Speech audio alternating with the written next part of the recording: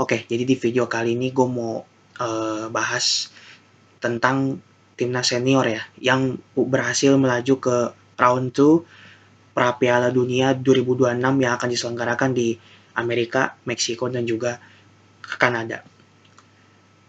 Pasti kalian semua udah tahu timnas kita baru baru aja habis menghajar atau melibas salah satu tim, ya mungkin bisa dibilang tim yang sepak bolanya paling lemah di Asia Tenggara dan mungkin di dunia juga, karena ranking mereka juga benar-benar di bawah ranking 170, cukup jauh dengan kita yang ada di ranking 147. Dan dengan dua kemenangan ini, eh, kalau nggak salah kita akan naik mungkin ke 143 atau 144. Kita berhasil melibas Brunei dengan skor telak, itu sangat telak, gol selusin 12-0.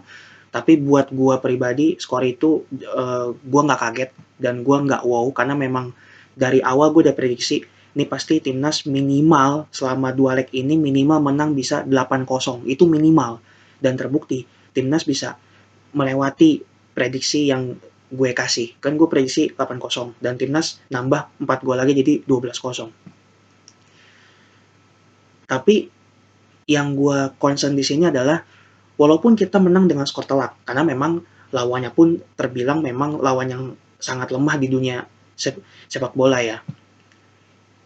Masih banyak beberapa kesalahan yang dilakukan oleh para pemain, terutama di sisi menyerang dan sisi pertahanan.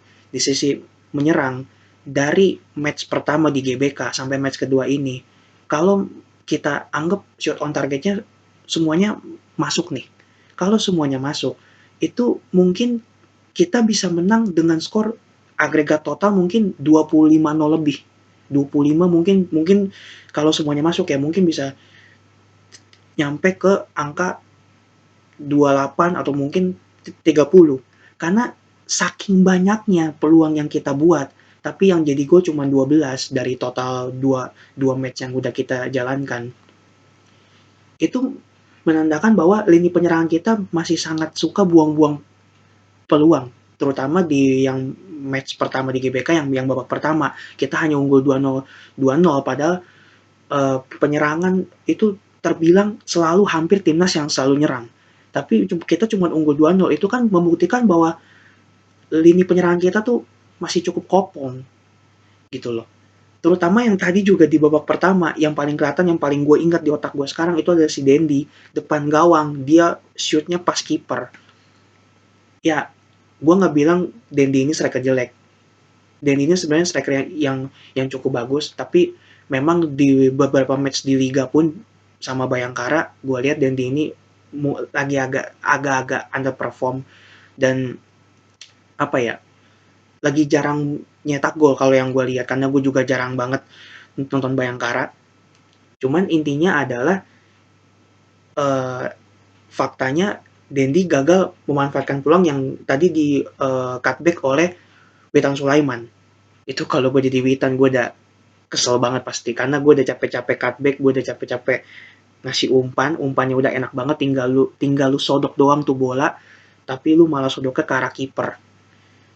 Kalau misalnya itu jadi gue kan seenggaknya kita akan menambah satu gol ya, walaupun memang nggak ngefek juga karena kita juga udah pasti lolos gitu loh. Dan yang gue lihat di sini coach STY itu lebih banyak memainkan para pemain cadangan ya. Bahkan di menit ke-70-an tuh itu full pemain lokal, setelah Shen keluar, Sandi keluar, itu full pemain lokal dan bermain ya gimana ya, gue mau bilang bermain jelek, tapi ya yang gue lihat memang seperti itu, bermainnya tuh agak gerasak gerusuk, walaupun memang kita bisa uh, memberikan apa ya, kita tetap bisa menekan Brunei, tapi permainan jujur, gue harus jujur, menurun dengan full pemain lokal. Tapi gue nggak bilang pemain lokal kita tuh jelek-jelek ya, mungkin beberapa ada yang sedang menurun, tapi ya mungkin terutama Arhan juga. Makanya dari sini gue juga pengen ngajak kalian semua, kalau ada pemain yang lagi underperform, tolong jangan dibully, kita semangatin, karena pasti dia juga sebenarnya nggak mau kok bermain seperti itu. Pasti dia juga ingin memberikan skill yang terbaik yang dia punya. Tapi ya memang namanya lu main bola pasti ada aja. Nggak usah atlet, pasti kita semua yang orang-orang yang non profesional juga ada kalanya kita main bola pasti turun performanya. Entah karena kita ya memang lagi bau atau gimana, tapi pasti ada. Jadi dan itu kita butuh dukungan moral dari orang-orang di sekitar kita, apalagi pemain profesional butuh butuh dukungan moral juga dari para netizen. Maka dari itu gue minta supaya jangan dibully tapi disemangatin. Oke, kita kembali ke permainan. Intinya walaupun di dua match ini kita bermain masing-masing 6-0 6-0 ya, kita dengan total 12-0, dan itu skor yang sangat sangat tidak mengagetkan karena memang sekali lagi lawannya adalah Brunei. Tapi di sini menunjukkan bahwa Coach STY itu benar-benar sudah level Asia, dan dia benar-benar nggak main-main dengan misinya untuk membawa timnas kita ke Piala Dunia 2026. Walaupun memang jalannya sangat berat, bukan berat ya, tapi sangat berat. Karena kita nanti di round 2 dan seterusnya, apabila kita amin lolos, kita akan semakin lama semakin lawan yang kita hadapi juga akan semakin berat, levelnya semakin tinggi dan semakin sulit buat kita kalahin. Nanti aja itu di round 2 itu kita akan berada di grup F, kita segrup sama Irak, Vietnam, dan juga Filipina.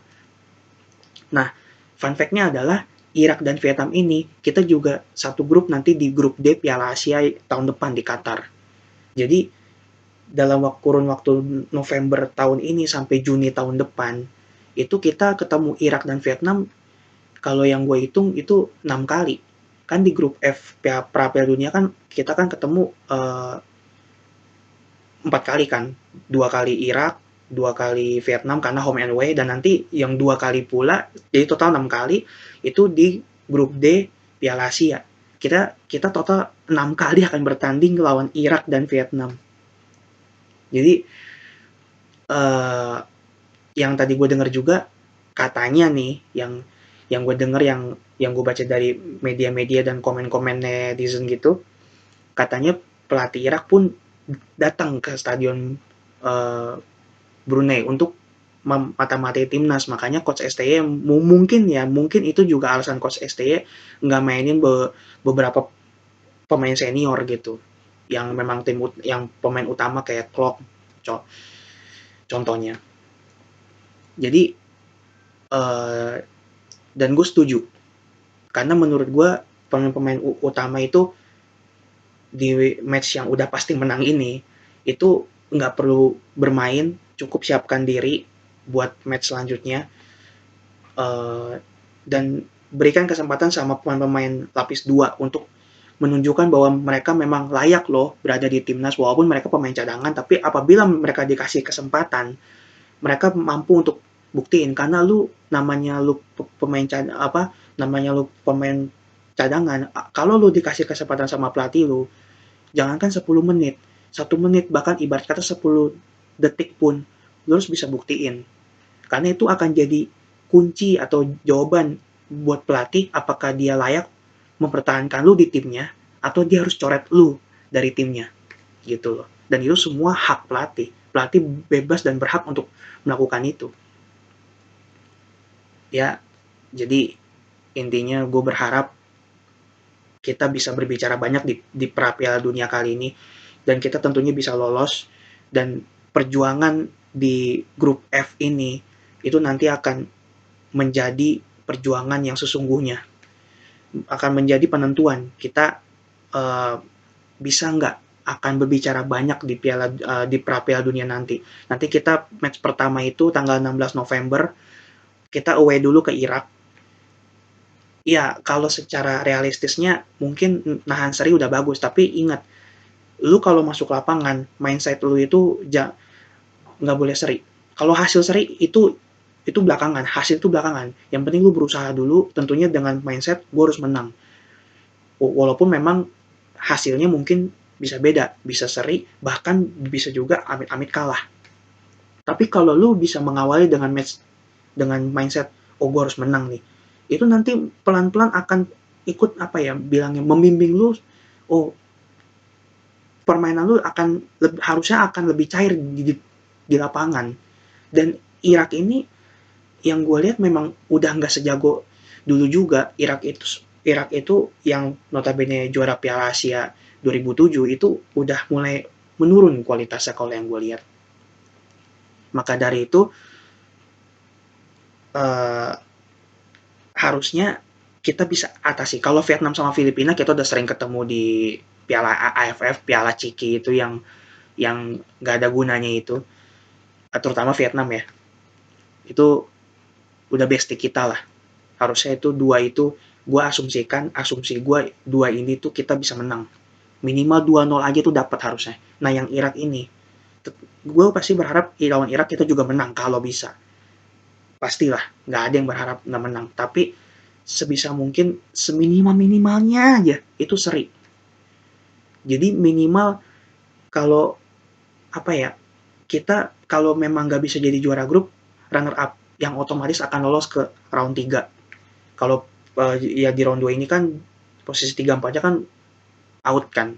Nanti di round 3 ini yang gua baca tadi itu nanti posisi 3 4-nya itu bisa lewat kualifikasi lagi gitu loh. Jadi lewat playoff gitu loh. Gue juga belum terlalu belum belum terlalu detail banget tadi bacanya, baru baru baca sekilas doang. Yang penting kita sekarang adalah tugas kita fokus untuk round 2. Setiap match yang kita jalani kalau bisa target menang. Karena biar gimana pun menang akan lebih baik, dan ini adalah perjuangan yang sesungguhnya. Tapi ada satu sorry tadi gue lupa. Ada satu catatan lagi dari gue adalah lini pertahanan kita juga kita main tanpa Elkan. Bukannya gue mendewakan Elkan ya, tapi kita bicara fakta. Tadi lini pertahanan timnas juga walaupun kita clean sheet. Ya, itu fakta. Gue sangat bisa terima. Tapi lini pertahanan kita tuh kalau dibilang kita bermain bagus di lini belakang, nggak juga. Para pemain terutama sang kapten kita Farudin kadang-kadang suka panikan juga, suka salah passing, ngoper bolanya suka salah, kontrolnya sering lepas. Jadi beruntung lawannya Brunei yang memang finishingnya itu bapuk, jelek.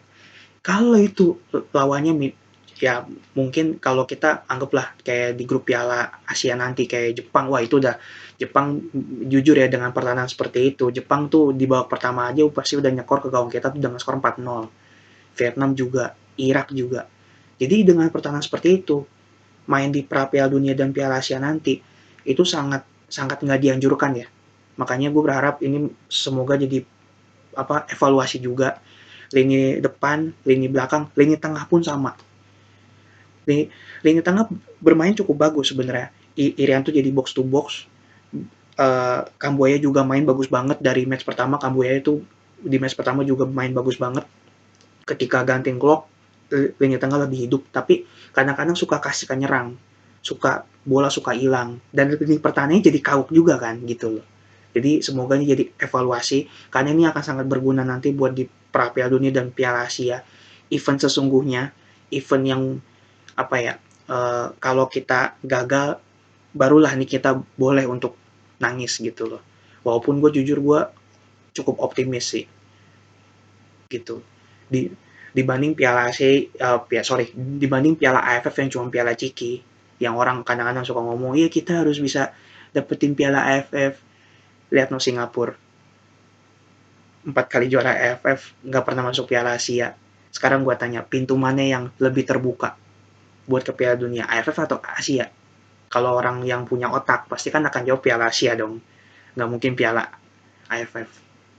Dan informasi juga tadi gue juga baru lihat di media sosial ya, di saat yang bersamaan Vietnam pun juga sama kalah dengan skor 6-0 dari Korea Selatan di FIFA Matchday ya, di friendly match. Terus tadi gue lihat yang nyetak gol ada Son Heung-min, ada Kim Min-jae pemain Bayern Munchen, dan juga ada Hwang Hee-chan pemain Wolverhampton yang dulu dikalahin Egy dengan skor 3 sorry, dikalahin Evan Dimas dan kawan-kawan dengan skor 3-2. Jadi buat gue lucu aja gitu. Kita ngalahin Brunei 6-0 dan di saat bersamaan negara yang akan kita lawan di pra Piala Dunia dan Piala Asia nanti itu juga kalah dengan skor 6-0 dari Korsel, dan gue sangat gak kaget karena ya kita tahu sendiri kualitas Korsel gitu loh. Udah salah satu tim terbaik di dunia dan juga tim terkuat di Asia selain Jepang ya gitu loh. Oke, gue kira segitu dulu aja. Gue udah lama nggak bikin video dan ini gue baru bikin video lagi. Gue emang sengaja kemarin pas Brunei kalah sama Indo di leg pertama, gue mikir nanti aja bikin videonya sekalian 2 leg gitu loh. Jadi satu video. Cuman nanti ketika udah yang fase grup F dan nanti juga penyisian grup D Piala Asia, gue usahain akan bikin videonya satu persatu, karena ini udah bener-bener match-match penting yang nggak boleh sampai lewat gitu. Karena ibaratnya di sini 1 poin aja tuh sangat berharga gitu loh. Oke, segitu dulu aja. Dukung terus timnas. Pokoknya kita kawal sampai masuk Piala Dunia 2026 di Amerika, Kanada, dan Meksiko. Bye.